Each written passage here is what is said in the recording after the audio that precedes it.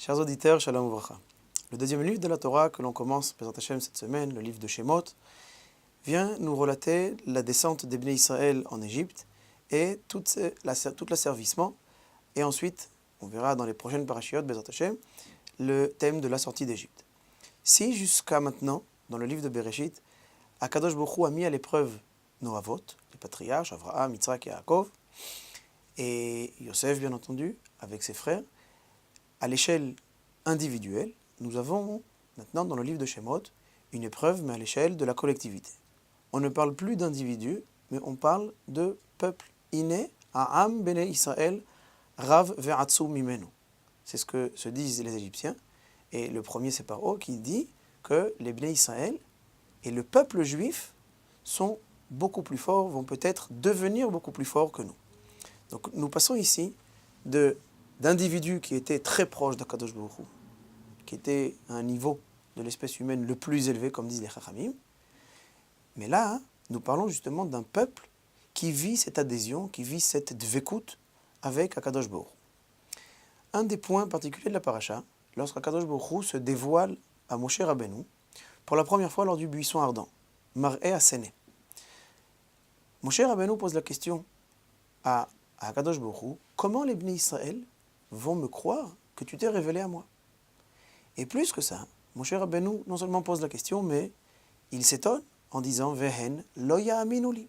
Il dit non, ils ne vont pas me croire. Comment Akadosh Baruch Hu a pu se dévoiler à un individu comme moi? Par humilité, c'est ce qu'a dit Moshe Rabbeinu. Akadosh Baruch Hu répond à Moshe Rabbeinu de la manière suivante, en lui disant tu vas leur faire un signe. Je vais moi-même faire un miracle, et tu vas, en leur montrant ce miracle, tu verras que les Bnei Israël vont te croire. Ils vont croire effectivement que je me suis dévoilé à toi. La première chose que demande Akadosh Baruch Hu à Moshe, c'est en lui disant « Qu'est-ce que as-tu dans les mains ?» Et Moshe lui répond qu'il a un bâton. En lui disant « Jette ce bâton », Moshe le jette à terre, et on sait que le bâton devient un serpent. Ensuite, Akadosh Baruch Hu demande à Moshe Rabbeinu de retoucher le bâton, de retoucher le serpent. Le serpent redevient un bâton. Le deuxième miracle qu'Akadosh Baruch Hu fait, c'est en demandant à Moshe Rabbeinu de rentrer sa main dans son habit. Et lorsqu'il ressort sa main, il voit que sa main est metzoraat kashaleg, qu'elle est lépreuse, et blanche, livide comme de la neige. Et lorsqu'il remet sa main à l'intérieur de son habit, en la ressortant, la main est redevenue comme auparavant. Le troisième miracle qu'Akadosh Baruch Hu fait comme signe pour les Bnei Israël, c'est Akadosh Baruch Hu qui demande à Moshe Rabbeinu de prendre de l'eau du Nil et de le jeter à terre, et cette eau va devenir du sang. On notera que dans le troisième miracle, le sang ne redevient pas comme auparavant, ne redevient pas de l'eau. Dans les deux premiers miracles, Akadosh Baruch Hu fait que si c'est le bâton, si c'est le serpent qui redevient un bâton, le bâton qui est devenu serpent et le serpent qui redevient un bâton, la main qui est devenue lépreuse et la main qui redevient comme avant. Mais dans le troisième miracle, on voit qu'il n'y a pas de retour en arrière. Les Chachamim m'expliquent que ces trois simanim, ces trois signes, sont venus enseigner ici un des fondements très importants de la Emouna et de la croyance dans la Torah. Le premier signe vient nous enseigner que la faute d'Adam Arishon, qui est représentée ici justement par le serpent, est réparable. Moshe Rabbeinu se dit peut-être que les Bnei Israël vont se dire qu'on ne peut pas revenir en arrière, qu'il n'y a pas de notion de teshuva.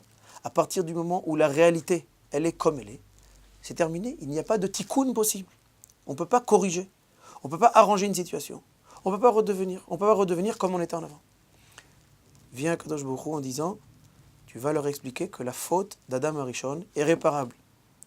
L'homme est peccable, il peut fauter, mais il y a cette notion de teshuva. Et on peut retrouver notre état antérieur, et le Ham Israël redeviendra, comme nous dit la Gemara dans Masechet Shabbat, que lorsque nous avons reçu la Torah, Paska Zohamatan, le venin du serpent a cessé d'agir sur les Bnei Israël et nous sommes redevenus comme avant la faute. Nous avons retrouvé notre degré spirituel comme avant la faute d'Adam Arishon. Ça, c'est par rapport au premier signe. Le deuxième signe, où c'est la main de Moshe Rabbeinu qui devient lépreuse, nous savons que la lèpre est une des punitions à celui qui s'adonne plus particulièrement à la faute du Lachon Hara, par rapport au Metzora, comme nous disent les Chachamim.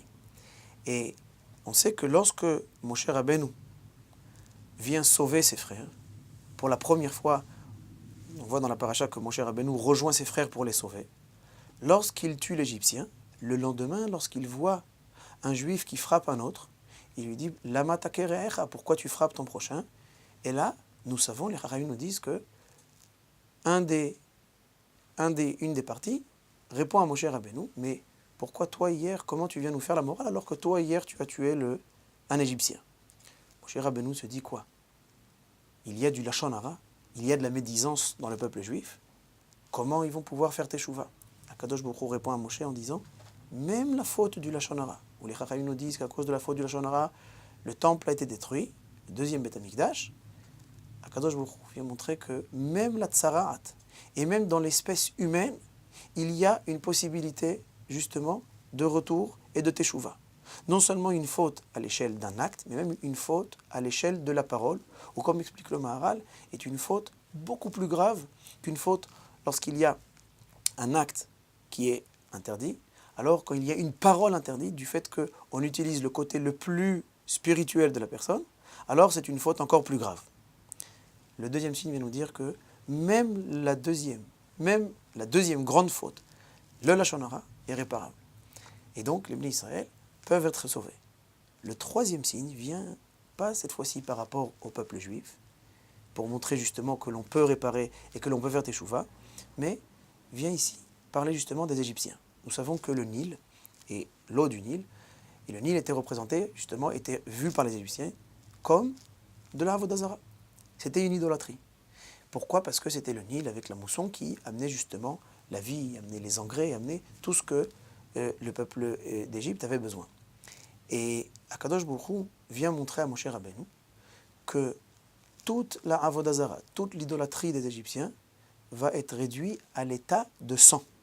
Pourquoi à l'état de sang? On sait qu'il n'y a aucune vie. Le sang représente la mort, et justement toutes ces forces du mal, Kochot Haraim, de toute cette Avodah Zara et de toute cette idolâtrie égyptienne, qui avait une énorme influence sur le peuple juif, Moshe Rabbeinu a comme signe d'Akadosh Baruch Hu que même cette influence, petit à petit, elle va s'estomper, elle va complètement être annulée par deux autres sangs. Le sang de la Brit Mila, lors de la sortie d'Égypte, que les Bnei Israël devront faire la Brit Mila pour manger le Korban Pessah, et le sang du Korban Pessah, c'est-à-dire ce sang qui va être pris du sacrifice qu'on va faire pour sortir d'Égypte, et c'est avec ces deux sangs justement qu'on va pouvoir montrer notre attachement à Akadosh Baruch Hu, pour montrer justement que même ces très grandes forces de Avodah Zara et d'idolâtrie n'ont aucune influence sur nous. Shabbat Shalom Vorach.